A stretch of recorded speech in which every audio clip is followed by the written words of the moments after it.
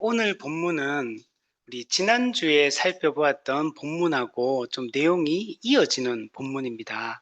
그래서 우리 지난 시간에 앞에 보면 태에서 처음 난 모든 초태생을 구별하여서 하나님께 돌리라. 이게 이제 주된 내용이었어요.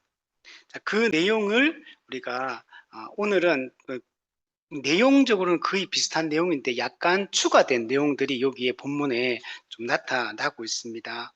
그래서 이 내용들을 우리가 살펴보면서 우리 하나님의 구원의 은혜를 우리가 생각해보는 그런 시간이 되었으면 좋겠습니다. 여러분, 초태생을 구별하여 하나님께 돌려라. 초태생은 하나님의 것이고 하나님의 것이기 때문에 온전히 하나님께 바칠 것을 하나님께서 명령을 하고 있습니다. 이것은 단순히 이스라엘의 그냥 종교적 의무에 관한 이야기만은 아닙니다. 이것은 이 이야기를 통해 하나님 정말 우리에게 알려주고 싶은 것은 뭐냐면 하나님의 그 놀라운 구원 계획이 무엇인지를 우리가 계속 기억하기를 원하십니다. 하나님이 우리에게 베풀어 주신 구속의 은혜가 어떤 것인지를 기억하고 그것을 붙들고 살 것을 우리에게 명령하고 있는 말씀입니다. 그래서 신약에 오면 이 구속의 은혜가 어떤 것인지가 선명하게 드러나는데 구약에는 이 유월절 규례, 이 무교절 규례, 그리고 이 무교절 규례 안에서 이 초태생 규례, 이걸 통해서 하나님이 우리에게 베푸신 구원의 은혜가 어떤 것인지를 이 그림자처럼 보여주고 있는 것이 바로 이 내용이다라고 얘기를 할 수 있습니다. 이것은 십자가 복음의 은혜를 우리에게 기억할 것을, 우리가 어떻게 구원을 받게 되었는지를 기억할 것을 말하고 있는 내용이라고 할 수 있습니다. 우리 철로역정에 보면 철로역정은 크게 두 가지로 구성이 되어 있습니다. 앞에는 회심의 과정이고 뒤에는 성화의 과정을 다루고 있어요. 그리고 회심에서 이렇게 성화로 넘어갈 때 중요한 게 뭐냐면 이 좁은 문을 통과하고 십자가를 체험하고 그리고 교회의 세례를 통해 교회에 소속되는 거, 교회에 속하는 거, 이 과정이 중간에 가장 중요한 과정이라고 얘기할 수 있어요. 좁은 문을 통과하고 그 좁은 문이 어떤 거냐면 천국까지 가는 이 길을 성경에서 왕의 대로라고 표현해요. 왕의 대로. 이 왕의 대로는 곧게 일직선으로 곧게 뻗어 있는 그런 도로입니다. 근데 이 도로의 입구가 어디냐면 첫 출발점이 어디냐면 좁은 문이에요. 좁은 문을 통과해서 십자가를 체험하고 교회의 세례를 통해 교회에 속하고 그리고 교회로서 살아가는 삶이 이 성화의 과정이에요. 그리고 그 끝이 이 좁은 그 왕의 대로, 이 왕의 대로 쉽게 얘기하면 좁은 길을 얘기합니다. 이 좁은 길의 끝에 천국이 여러분 있는 겁니다. 그래서 이 과정이 되게 중요하고 그래서 회심과 이 성화의 과정 그리고 천국에 이르는 이 과정에서 가장 중요한 중간에 이 십자가 체험이 있는 겁니다. 참된 회개를 할 때만 십자가를 체험하게 되고 십자가를 체험하면 등에 있는 죄짐이 떨어져 나가요. 십자가를 딱 만나는 순간 철로역정에 보면 등에 있는 죄짐이 떨어져 나가. 그 전에는 이 죄짐을 떨쳐내려고 수많은 방법을 동원해 봤거든요. 근데 이게 몸에 딱 붙어 있어. 아무리 해도 이 죄짐을 떨쳐낼 수가 없고 이 죄짐은 어떤 특징이 있냐면 가면 갈수록 점점 무거워져. 처음에 성경을 읽고 자신의 죄인됨을 깨닫고 죄의 그 하나님의 진노와 죄의 무게감을 느낄 때는 이게 조금 약간 가벼웠거든. 근데 이게 점점 성경을 읽으면 가면 갈수록 점점 무거워져 가지고 어떻게 되냐면 그렇지 않니 길을 갈수록 점점 고개가 이렇게 무거우면 이게 허리가 숙여지거든요. 이렇게 돼요. 군대에 있을 때도 군장 매며 이게 꼭 혹시 못 세우거든. 너무 무거워가지고 이게 약간 이렇게 돼 이렇게. 이걸 이제 7시간씩 이렇게 우리 같은 경우는 이 상태에서 7시간을 계속 가야 돼. 그러니까 40km 행군하면 그 정도 시간 걸리거든요. 진짜 이게 힘들어요.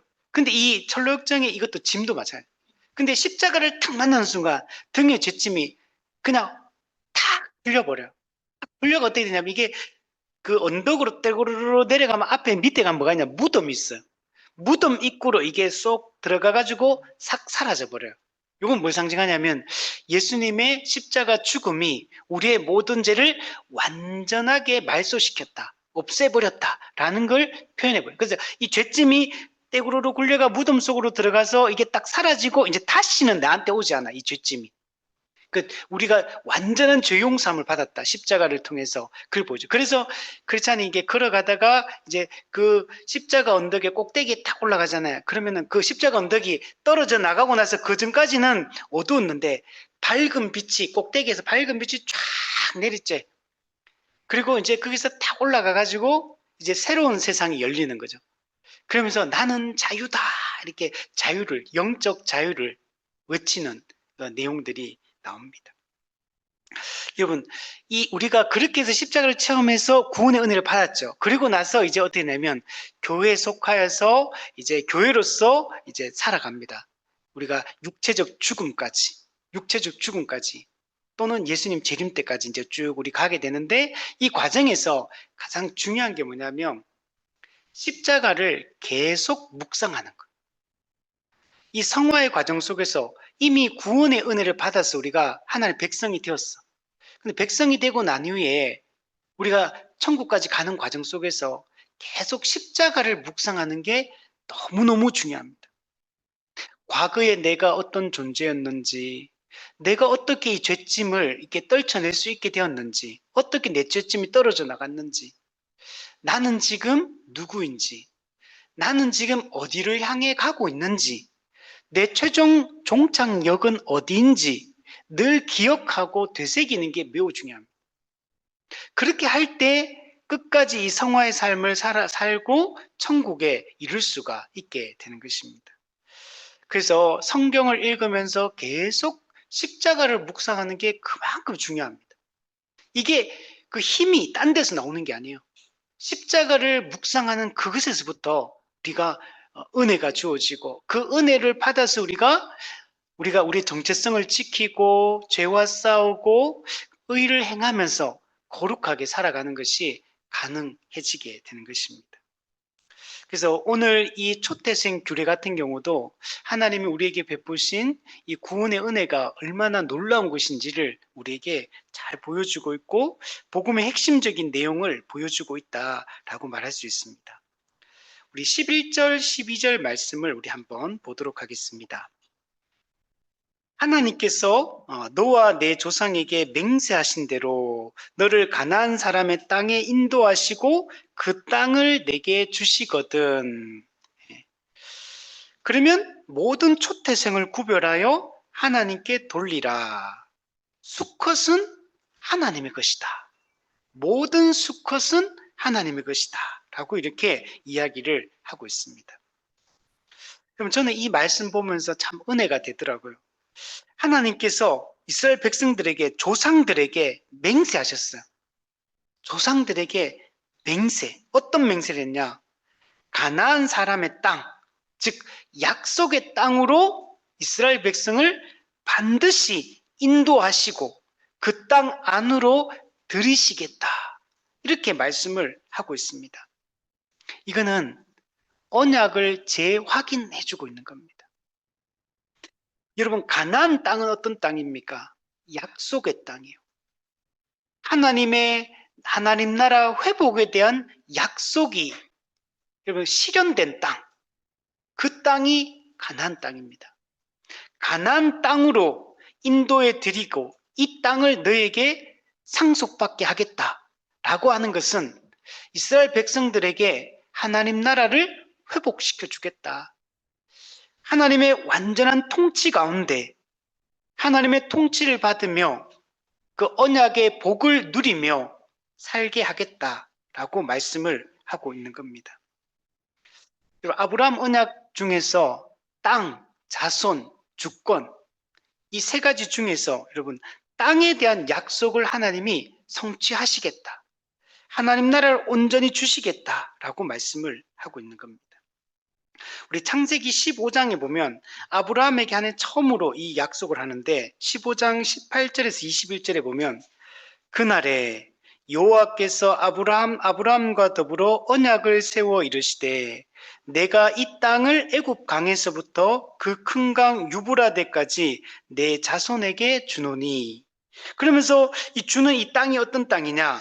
겐 족속, 그니스 족속, 감몬 족속, 헷 족속, 브리스 족속, 르바 족속, 아모리 족속, 가나안 족속, 기르가스 족속, 여부스 족속의 땅이다.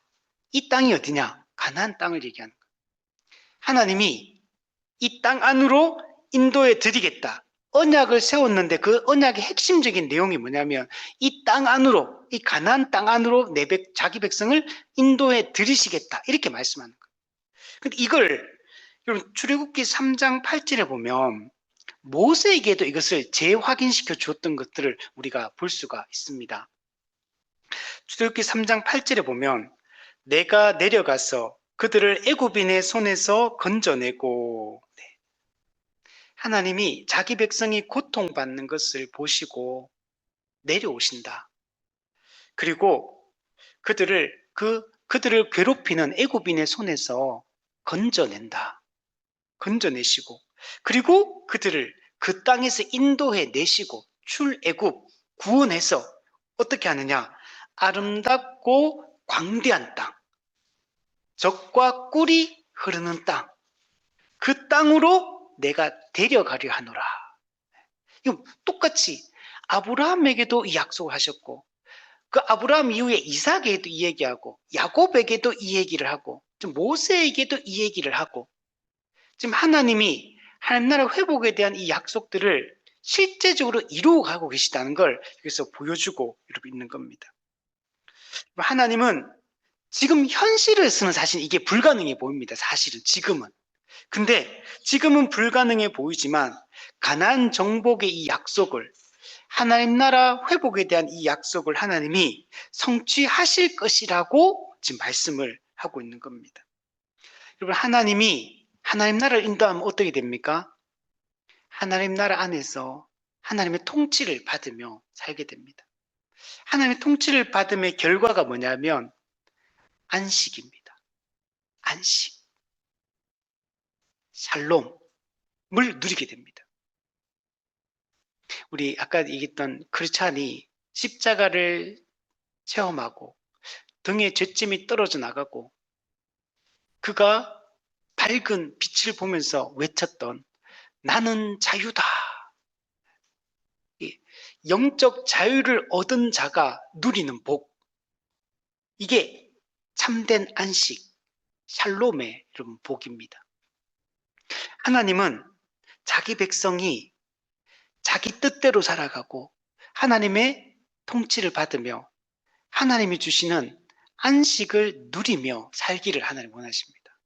하나님은 자기 백성에게 안식을 주고 싶어 하는 분이에요. 샬롬을 주고 싶어 하는 분입니다.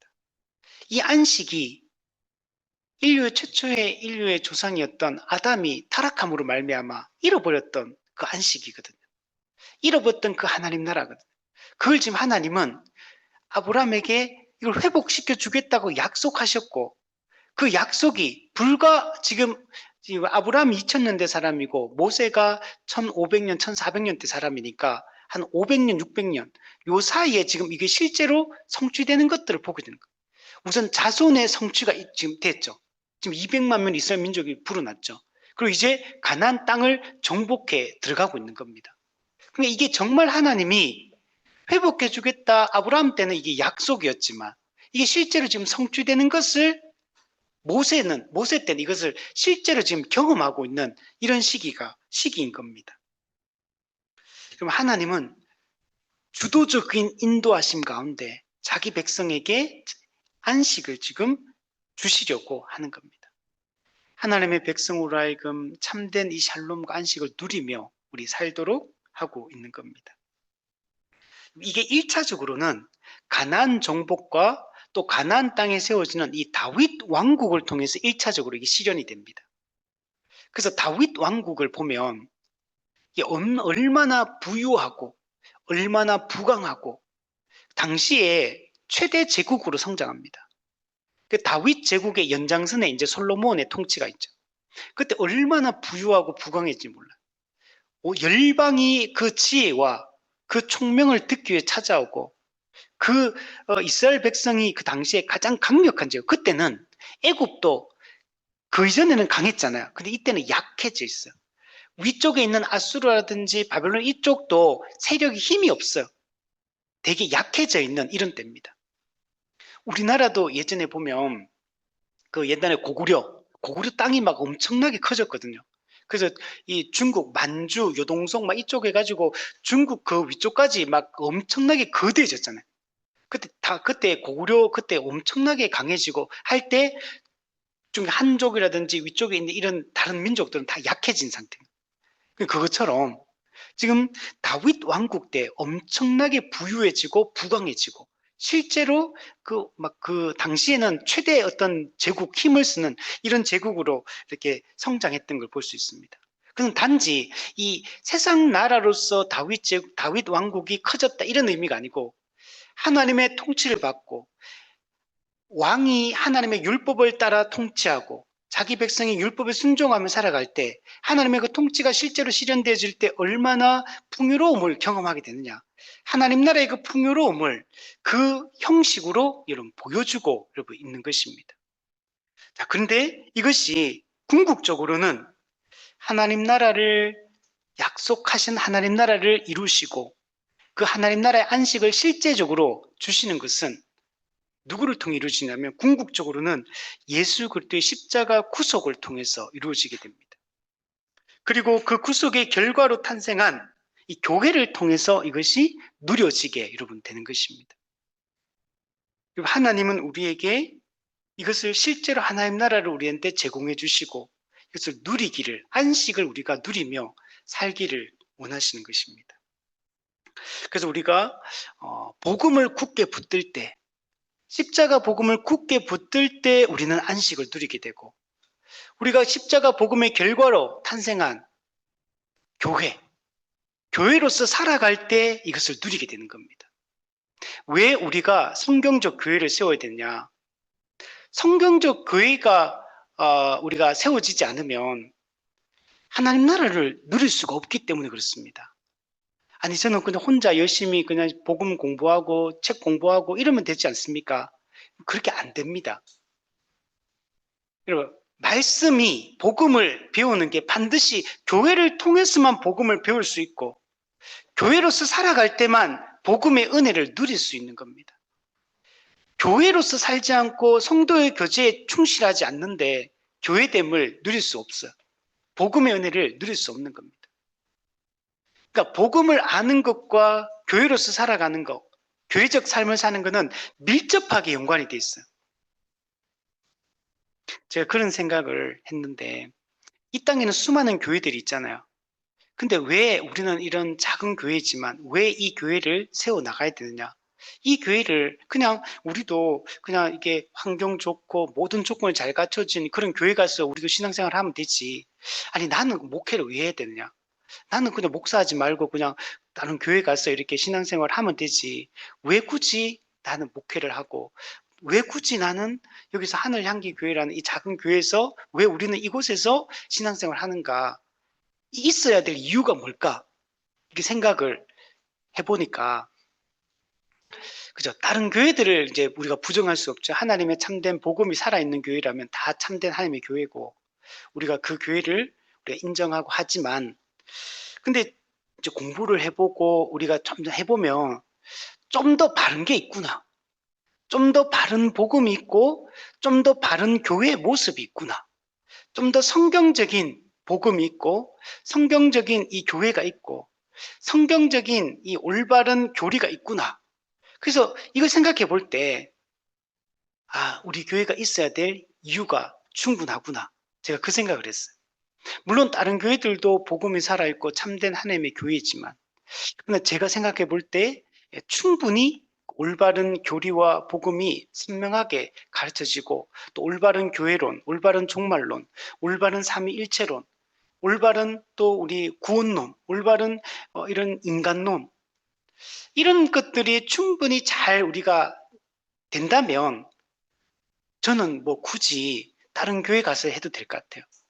근데 제가 생각할 때 물론 이제 다 열심히 하지만 그게 충분히 납득될 만큼 그런 것들이 바르게 되는 교회가 많지 않기 때문에 그러면 우리가 작지만 정말 우리는 바른 복음의 기초에서 바른 교회론과 바른 종말론과 바른 우리 구원론을 가지고 우리 교회를 세워가면 그러면 충분히 그 존재의 이유가 있다라는 생각들이 제가 들었습니다.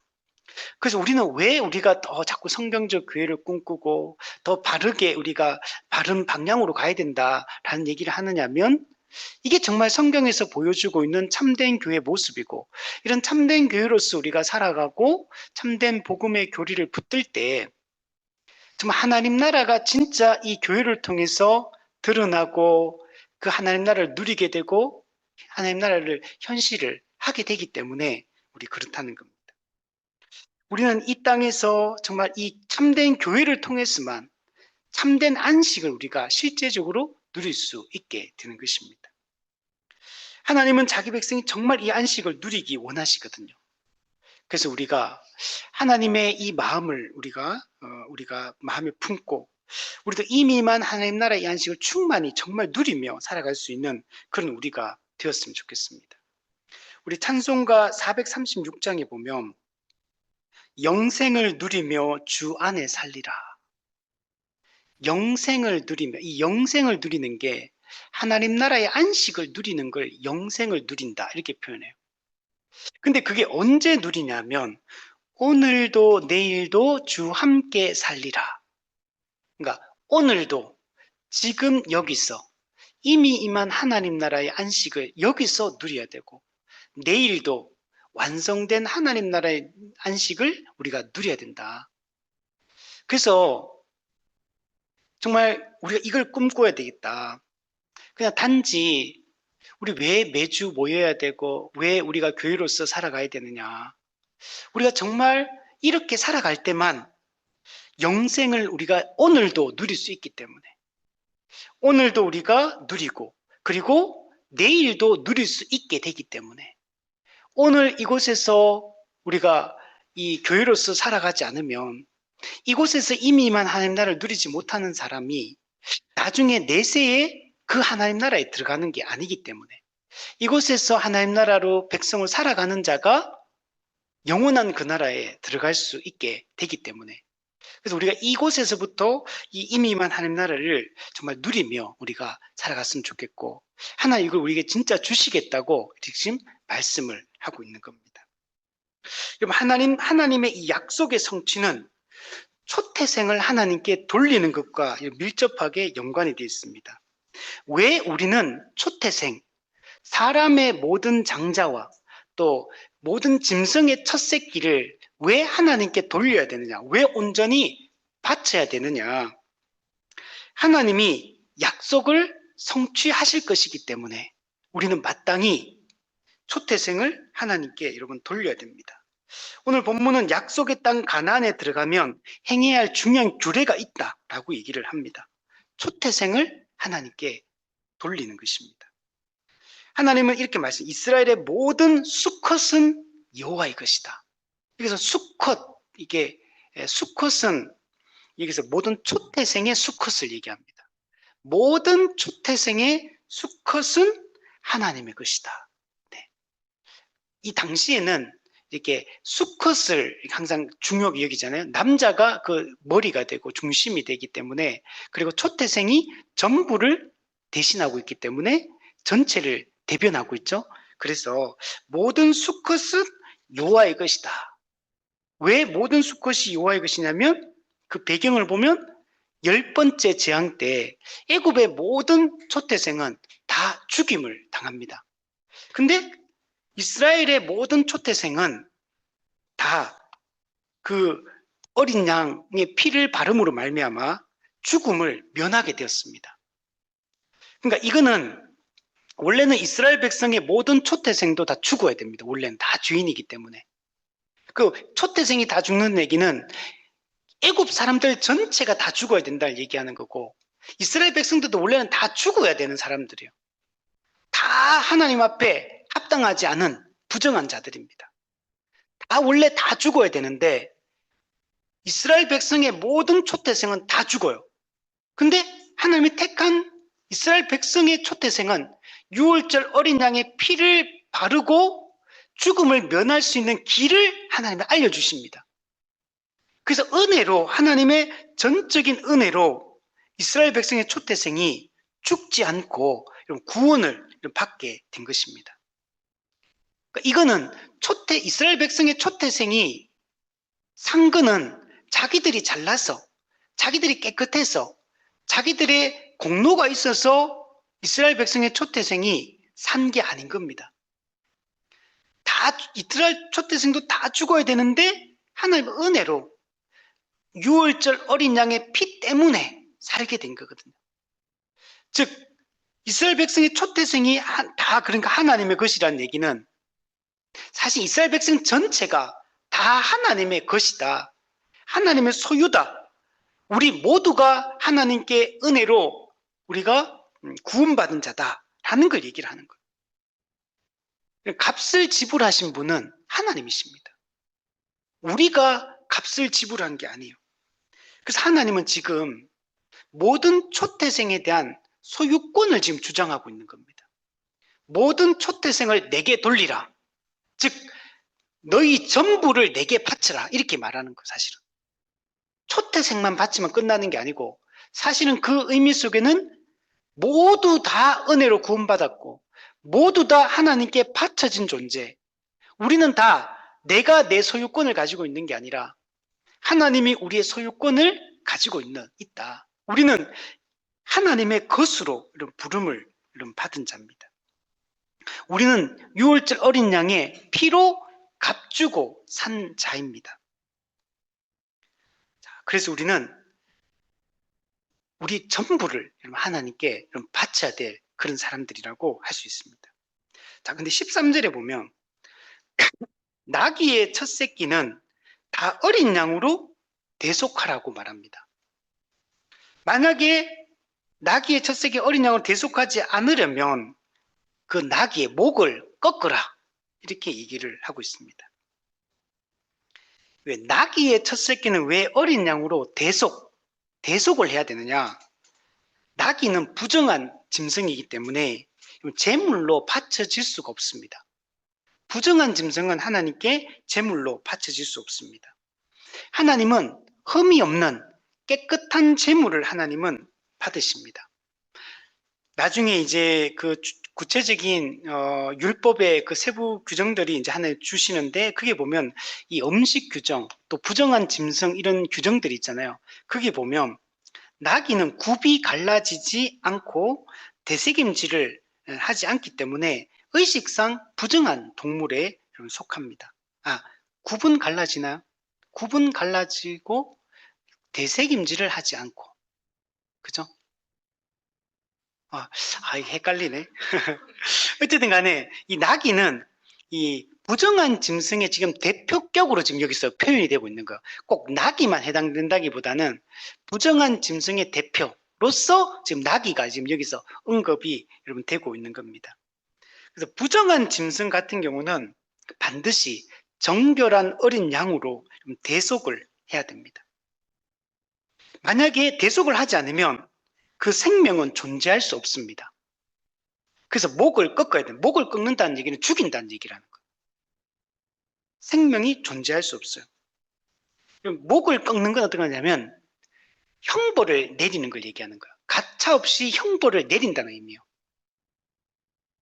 부정한 짐승, 즉 부정한 인간은 가차없는 하나님의 형벌이 임하잖아요. 그걸 상징하고 있어요. 그래서 만약에 내가 살려면 어떻게 되냐? 정결한 짐승으로 대속을 해야 되는 거예요. 정결한 짐승으로 대속을 하면 누군가가 내가 죽어야 되는데 내 죄에 대한 그 책임을 내가 지고 내가 죽어야 되는데 누군가가 내 대신 대속 죽잖아요. 그럼 나는 어떻게 돼? 살게 되죠. 이스라엘 백성이 어떤 사람이냐? 나귀 같은 사람인 거죠. 부정한 짐승과 같은 사람들. 우리는 모두 다 초태생만 그런 게 아니고 사실 모두 다가 부정한 존재예요. 근데 우리가 모두 다 부정한 존재라는 걸 어떻게 표현하냐면 첫 새끼, 초태생을 하나님께 대속하는 방식으로 우리 대신 그들이 죽는다는 걸, 대속의 죽음을 죽는다는 걸 이제 보여주고 있는 겁니다. 그래서 어린 양이 대신해서 죽음으로 그러면 부정한 짐승이 이제 안 죽고 살게 되는 거죠. 자, 그래서 반드시 대속을 해야 됩니다. 만약에 대속을 하지 않으면 어떤 의미가 있냐면, 만약에 낙의 첫 새끼를 정결한 어린 양으로 대속을 하지 않는다는 얘기는 대속의 은혜를 거부하는 것 같은 거예요. 즉 우리 신약으로 따지면 예수 그리스도의 대속적 죽음을 거부하는 것과 같은 겁니다. 원래는 내가 죽어야 되는데 내가 안 죽으려면 어떻게 돼요? 누군가가 내 대신 죽어야 돼. 대신 희생을 해야 돼. 근데 그걸 안 했어. 내가 그걸 안 받아들여 거부해. 그럼 어떻게 돼요? 내가 죽어야 되는 거죠. 내가 대속의 은혜를 거부하기 때문에 그 비참한 결말을, 그 비참한 형벌을 내가 직접 당해야 되는 거예요. 이걸 지금 여기서 나귀의 목을 꺾는 걸로 지금 표현을 해주고 있는 겁니다. 예수 십자가 복음의 그 은혜를 거부하는 자들이 다 전부 다 나귀의 목이 꺾이듯이 모두 다 자기 죄에 대한 형벌을 짊어지고 다 비참한 결말을 맞이하게 되는 것입니다. 여러분, 모든 초태생은 반드시 누군가에 의해서 대속이 되어야 됩니다. 그래서 아들 중 처음 난 모든 자는 대속하라 라고 지금 오늘 본문에서 이야기를 하고 있는 겁니다. 전체는 장자는 전체를 대표하기 때문에 초태생, 장자의 장자를 하나님께 온전히 바치는 것, 이것은 우리 모두를 하나님께, 백성 전체를 하나님께 온전히 바치는 것과 같은 것이고, 우리 모두 다 하나님의 소유, 하나님의 것이기 때문에 우리는 주인이신 하나님의 그 뜻대로만 우리가 살아가야 되는 것입니다. 그래서 이 초태생 규례 속에 이 복음의 핵심이 담겨 있는 겁니다. 이 대속의 규례, 이 대속적 죽음이라는 이 의미가 여기에 담겨 있는 겁니다. 궁극적으로 진정한 초태생은 누구냐? 예수 그리스도신 거예요. 예수 그리스도가 진정한 초태생으로서 우리를 구원하기 위해서 이 대속적 죽음을 죽으신 겁니다. 부정한 죄인들인 우리가 하나님 앞에 속량될 수 있는 것은 이 유월절 어린 양의 이 죽음을 통해서 가능한 것입니다. 그래서 우리는 원래는 다 죽어야 될 죄인들이지만 우리가 구원을 받을 수 있게 된 겁니다. 나귀가 스스로 자신을 구원할 수 없었잖아요. 우리 인간도 스스로 우리 죄의 문제를 해결할 수 없는 자이거든요. 근데 예수 그리스도께서 우리 대신 이 형벌을 받으심으로 우리가 구원을 받게 된 겁니다. 그래서 칼빈이 이렇게 얘기합니다. 이스라엘 백성의 초태생은 하나님의 은혜로 보존되었다. 이 초태생이 죽지 않고 보존될 수 있는 것은 하나님의 이거는 은혜였다라고 얘기를 합니다. 이것은 예수 그리스도께서 첫 열매가 되셔서 자신의 피로 우리를 구속하신다는 진리의 그림자였다. 예수 그리스도가 첫 열매로 죽으시죠, 십자가에서. 그래서 그분의 피로 우리는 구속함을 받게 여러분 된 겁니다. R.C. 스프라울도 이런 얘기를 합니다. 구약의 대속 개념은 항상 죄와 죽음의 현실을 강조하고 있다. 죄 없는 누군가의 희생이 없이는 구원이 불가능하다는 진리를 가르쳐주고 있다. 누군가의 희생이 없으면 우리는 살 수 없는 존재. 예수 그리스도의 유일한 대속 사역을 이것은 예표하고 있다. 이 유월절 어린 양의 이 죽음이 있었기 때문에 우리가 구원을 받게 된 겁니다. 사도 바울은 골로새서에서 예수님을 어떻게 묘사하냐면 모든 피조물보다 먼저 나시니다. 이거는 예수님이 첫 번째 피조물이다라는 얘기를 하는 게 아니에요. 예수님이 모든 피조물의 근원이시다라는 얘기를 하는 겁니다. 이분은 어떤 분이냐? 죽은 자들 가운데 먼저 살아나신 분이다. 이분은 죄와 죽음의 권세를 이기신 분이에요. 이분은 영원하신 하나님의 아들입니다. 이분은 근본이요 어뜸이신 분입니다. 근데 이분이 어떻게 됐냐?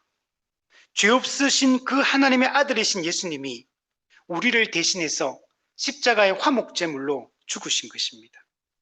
예수님이 이 출애굽기에 나왔던 유월절 어린 양, 참된 유월절 어린 양으로 우리 대신 저주를 받으신 겁니다. 그래서 우리가 구원의 은혜를 얻게 되었다는 거예요. 그래서 우리는 이 출애굽기의 이 규례를 통해서 우리는 뭘 알아야 되냐면 우리의 구원이 우리의 행위나 공로에 의한 것이 아니고 우리가 오직 예수 그리스도의 완전한 대속의 은혜에 의해서 우리가 구원을 받게 된다라는 것을 우리는 이것을 통해서 기억을 해야 됩니다. 진정한 초태생이신 예수님, 그분이 죄 없으신 예수님, 하나님의 아들이지만 하나님과 동등됨을 취하지 않으시고 자기 모든 영광을 내려놓으시고 십자가에 죽기까지 복종하신 그분의 그 죽음으로 말미암아 우리가 구원을 받게 되었다는 사실을 우리가 잊지 않는 게 중요합니다. 예수님은 완전한 대속제물입니다.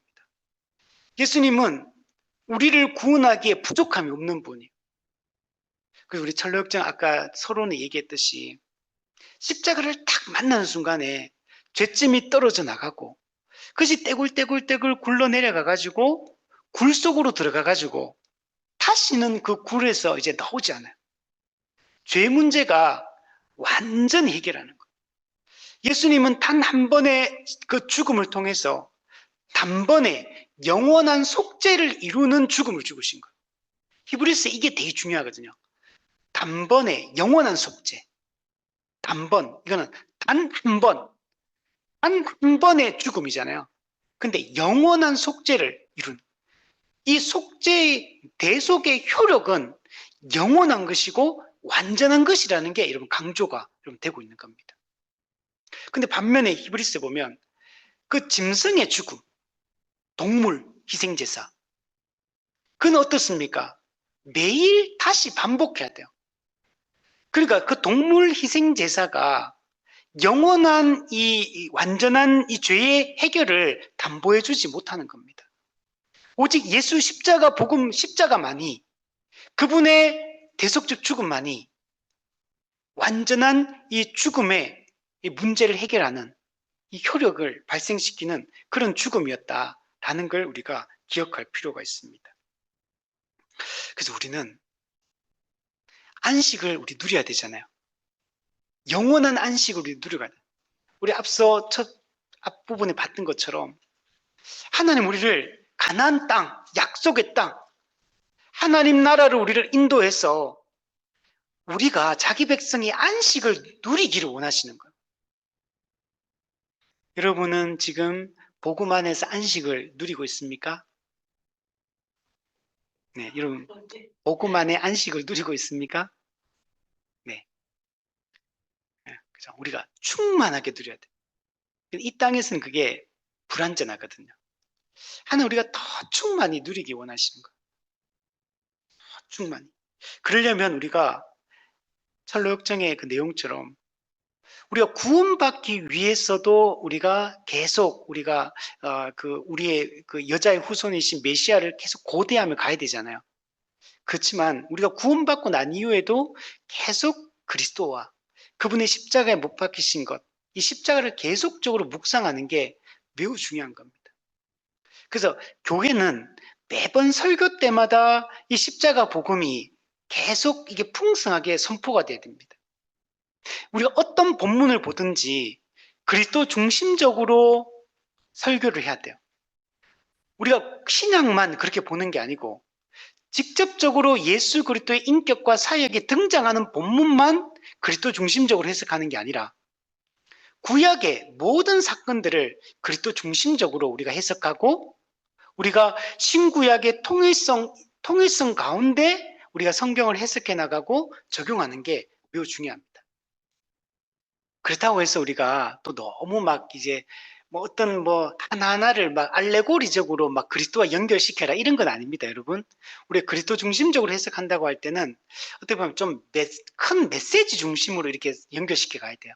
어떤 건 한 단어가 예수님을 예표하는 것들도 있고 그리스도의 십자가 사역을 예표하는 것들도 있고 때로는 어떤 내용이 실질적으로는 구약의 어떤 내용이 사건이 십자가하고는 딱 전혀 상관이 없어.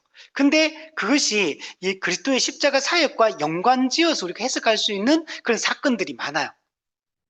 그리고 그 본문의 메인 메시지, 메인 아이디어를 그리스도 중심적으로 해석하는 게 매우 중요합니다.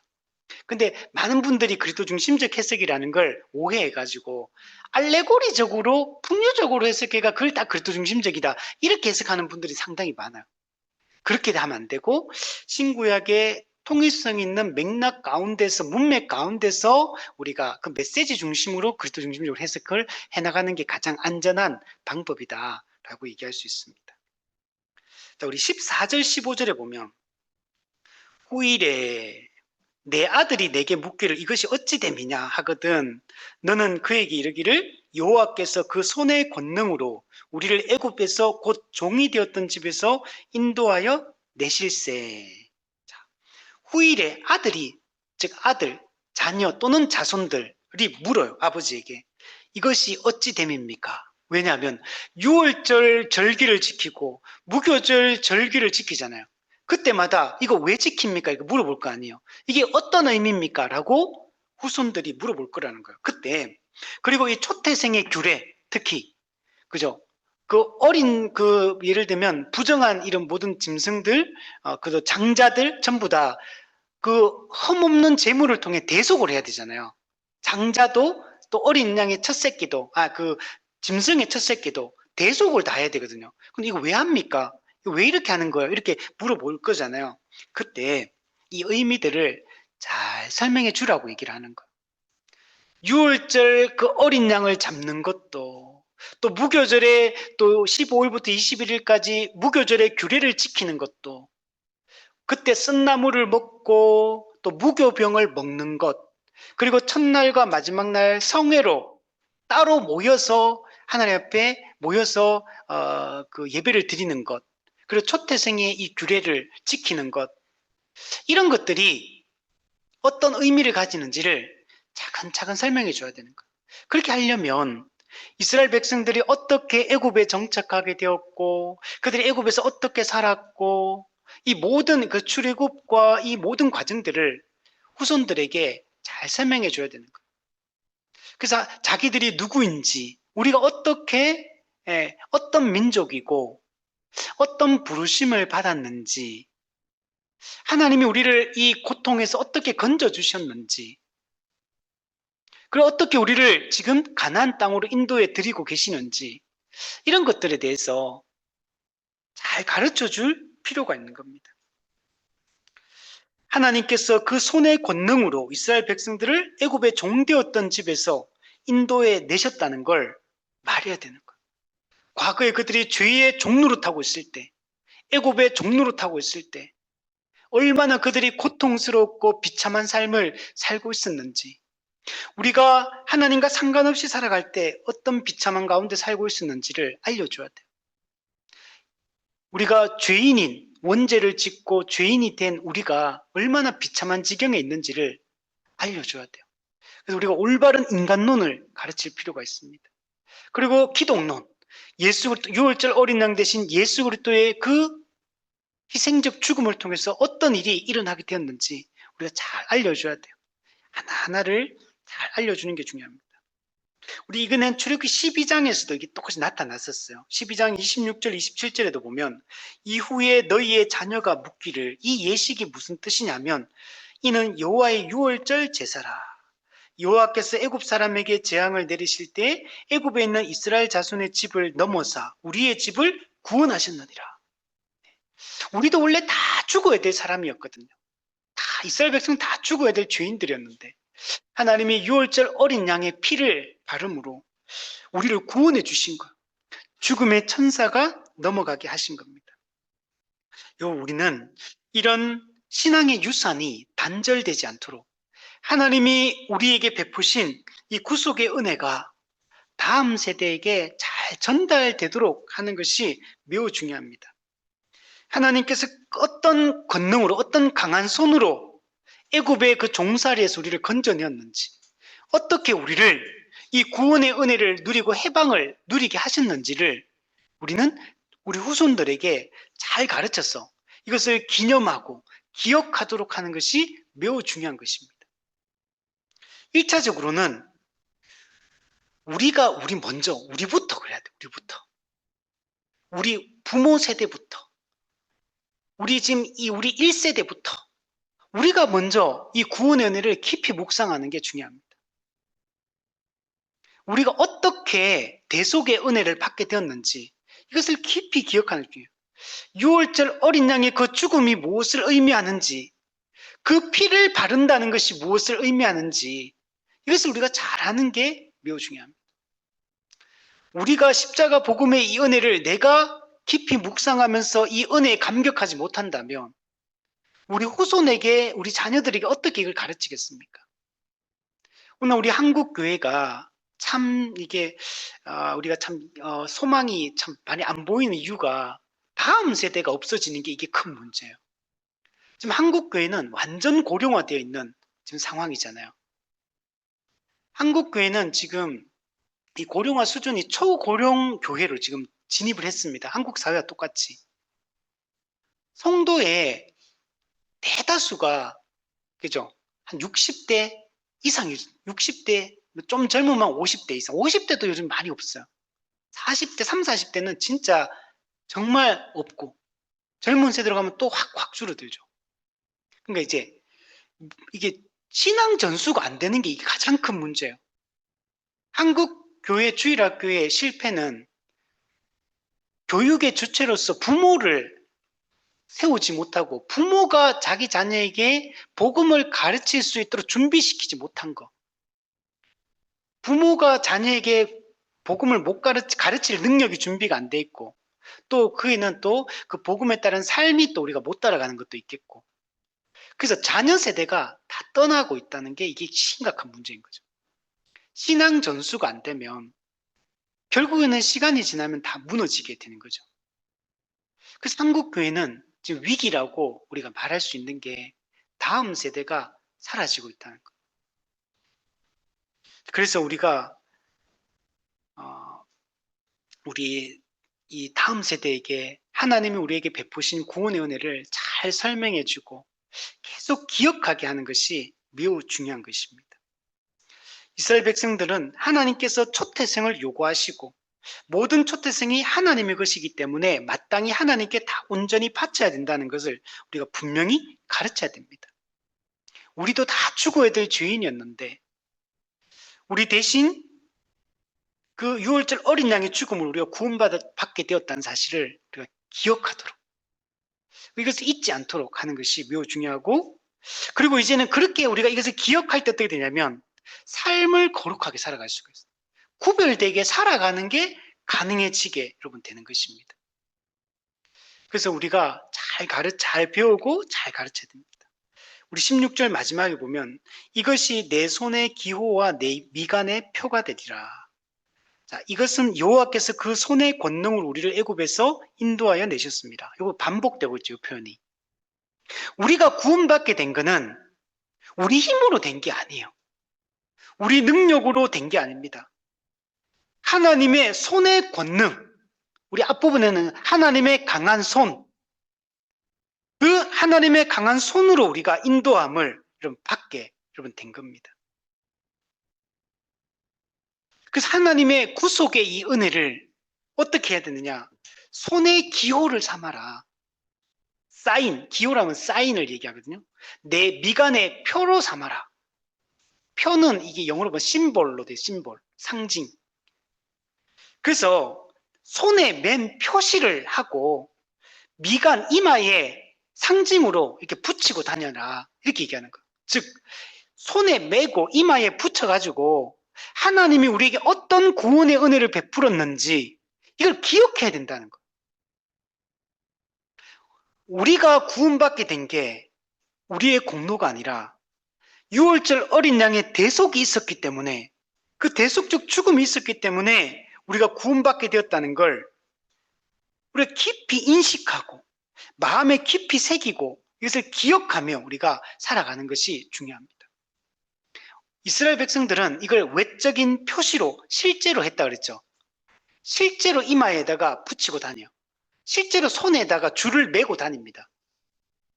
저는 오늘날 우리도 좀 이렇게 하면 좋겠다 싶어요. 손에다가 우리도 만들까 이거 제작해가지고 성경 이거 하나님의 구속의 은혜를 이게 기록해가지고 경문이라고 해요. 경문에다가 작은 이게 가죽 같은 데다가 이걸 다 적어요. 하나님 은혜를 다 적어가지고 경문갑 조그마한 상자가 있어. 그 상자 안에다가 요 하나님 베푸신 은혜를 요 집어넣어. 그리고 요거 경문갑을 손에 매달아. 매달고 이마에 이렇게 붙이고, 문 저기도 어떻게 하냐면 실제로 그래요. 지금도 그래요. 문에다가 이스라엘은 지금 호텔이란지 이스라엘 가면은 저기 가면 옆에다가 문 옆에다가 경문갑 같은 거 이렇게 좀 길쭉하게 해가지고 이거 붙여놔요. 그 안에 말씀이 들어 율법 하나의 은혜를 기록한 율법이 곧 들어가 있어. 그러면 문 딱 열 때마다 보세요. 딱 보면서 그거 생각하는 거지. 하나님이 은혜, 율법 이렇게 생각하는 거지. 그래서 우리 자꾸 까먹잖아요, 그죠? 우리 아니면 이렇게 제일 좋을 때 이렇게 안경 쓰는 사람 안경 앞에다 여기다가 다 여기 좀 보이도록 붙여놔. 요즘에 안경 보니까 AI 안경 나왔더라고요. 그래서 제가 여기서 막 많은 정보들, 막 이 상황들도 많이 막 이렇게 정보를 막 물어보면 정보 제공해주고 이런 거 막 지난번 보고 있더라고요. 우리도 이 안경 그랬으면 좋겠어. 안경에 여기다가 탁, 안경 딱 쓰면은 하나의 말씀이 여기다 탁 있는 거지. 말씀 기록이 탁 돼 있어. 그죠? 어쩌면 이게 우리 필요할 수도 있어. 우리는 자꾸 까먹으니까. 자꾸 잊어버리니까. 그래서 우리도 손에 같은 손 제일 좋지 않은 손 이렇게 탁 묶어 다니면서. 그래서 이걸 계속 우리는 구속의 은혜를 마음 깊이 새기는 것이 중요합니다. 여러분, 우리는 하나님 오늘 결론적으로 정리해 보면 초태생은 하나님께 돌리라 그랬잖아요. 그죠? 모든 초태생은 하나님의 것이다. 하나님의 소유다. 왜? 왜 하나님의 소유냐? 애굽의 모든 초태생이 죽을 때 하나님이 이스라엘 백성의 초태생은 유월절 어린 양의 피를 발라서 살려주셨기 때문에 그들이 죽지 않고 살게 된 것은 하나님의 은혜인 거죠. 유월절 어린 양의 피 때문이니까 그건 하나의 은혜 때문에 살게 됐죠. 그럼 살아난 그 사람들은 그러면 이렇게 말하잖아요. 우리가 우리 옛날에 영화 같은 데 보면 이렇게 주인이 종들을 살려주면 제 목숨은 주인님이 저를 살려주셨기 때문에 제 목숨은 주인님 겁니다. 이렇게 하면서 이제 주인님을 위해서 평생을 살겠습니다. 이렇게 하잖아요. 우리가 안 죽고 살았잖아. 초태생이 안 죽고 산 거는 자기 공로가 아니라 전적인 은혜로 된 거죠. 그러니까 은혜로 내가 살아서 제2의 인생을 살게 된 거야. 제2의 생명을 우리 누리게 된 거야. 그러면 나는 누구 거냐? 초태생은 다 하나님의 거야. 하나님의 거기 때문에 초태생은 하나님께 온전히 바쳐야 돼. 근데 초태생은 전부를 대표한다 그랬죠. 그러면 이스라엘 백성 전부 다가 하나님의 것이요. 그럼 이스라엘 백성 전부는 하나님의 은혜 때문에 살게 되었으니까 그다음 어떻게 살아야 됩니까? 하나님을 주인으로 모시고 살아야 되는 거예요. 하나님의 율법에 순종하며 살아야 되는 거예요. 오늘 우리가 누구냐? 우리도 다 나귀같이 부정한 짐승처럼 우리도 다 부정한 죄인들이었어요. 근데 부정한 죄인이었던 우리가 어떻게 살게 됐습니까? 유월절 어린 양의 피로 하나님의 은혜로 우리가 죽지 않고 살게 된 거예요. 그럼 내가 지금 새 생명을 얻게 되고 영적 생명을 얻게 된 거는 내 힘으로 된 게 아니잖아요. 하나님의 은혜로 됐으니까 하나님이 나를 살려주셨으니까 그럼 나는 누구 거냐? 하나님의 것인 거예요. 하나님이 피로 값주고 산 존재이기 때문에 너는 네 것이 아니고 내 것이라 말씀하는 거예요. 그러므로 내가 가진 모든 것은 하나님의 건 거예요. 우리가 가진 돈 하나님의 거예요. 우리가 가진 시간 하나님의 겁니다. 우리가 이룬 모든 것 성취 다 하나님의 성취예요. 내 거인 것처럼 내가 주인인 것처럼 살면 안 된다는 거예요. 그럼 우리의 시간을 하나님께 드려야죠. 우리의 물질을 하나님께 드려야죠. 시간을 어떻게 하나님께 드립니까? 그 주일 공예배인 거예요. 주일 하루 온종일을 하나님께 드리는 것으로 우리 모든 시간이 하나님의 것임을 고백하는 것. 그래서 우리가 주일 24시간은 내 시간이 아니에요. 나를 위해 쓰면 안 돼요. 주일 24시간은 구별된 시간인 거예요. 전부가 하나님의 시간임을 주일 24시간을 하루를 온전히 떼어서 일상의 일을 거치고 죄 짓는 일을 거치고 또 일상에 죄 짓는 게 아니더라도 일상의 모든 우리의 일들을 거치고 나를 위해서 내가 하는 모든 6일 동안에 행하던 모든 일을 거쳐야 돼. 직업, 그리고 우리 취미, 그리고 우리가 일상적으로 평상시에 6일 동안에 하는 일들은 다 거쳐야 돼요. 그리고 온전히 이날은 예배하는 날, 예배하고 성도와 교제하는 일에만 24시간을 바치는 날, 이 날로 사용해야 돼요. 이게 시간을 구별하는 거죠. 우리의 물질, 하나님의 거예요. 우리가 돈을 번다고 내 게 아니에요. 하나님의 것이기 때문에 우리는 우리의 모든 물질이 하나님이라는 걸 어떻게 고백합니까? 11조를 드리는 걸로 고백하는 거. 모든 물질이 하나님의 겁니다. 모든 돈이 하나님 것입니다. 그 11조를 드리는 것으로 우리가 신앙을 고백하고, 근데 그 11조는 미니멈, 최소를 얘기하는 거예요. 이 11조를 우리가 못 드리게 되면 내가 하나님이 모든 것을 하나님의 것이고 하나님이 나에게 물질을 주시는 분이라는 걸 믿지 못하기 때문에, 하나님을 우리가 신뢰하지 못하면 염려하게 되죠. 염려하면 어떻게 되느냐? 내 힘으로 그걸 얻으려고 하게 되거든요. 하나님의 방법을 쓰게 되는 거예요. 그래서 우리가 이제 시간의 이 11조, 물질의 이 11조를 반드시 우리가 드려야 되고, 근데 그것만입니까? 아니요. 우리의 생각, 마음, 그래, 우리 외적으로 주일 예배를 드렸어. 11조를 드렸어. 근데 맨날 딴 생각해, 딴 생각. 내 생각을 사로잡고 있는 게 늘 딴 거야, 딴 거. 말씀을 배우는 일도, 예배 드리는 일도, 성도와 교제하고, 영적인 것을 사모하고, 하나님과 교제하고, 이런 것에는 별로 관심이 없고, 그 생각이 늘 딴 데가 있어. 무슨 계획이 항상 있어, 계획. 해야 될 일. 그러니까 어디 가고 싶은 게 있어. 하고 싶은 게 있어, 늘. 만나고 싶은 사람이 하나님 빼고 다 있어. 하나님 빼고 딴 사람 만나고 싶은. 늘 내 계획으로 충만한 거죠. 하나님께 시간을 안 드리는 거예요.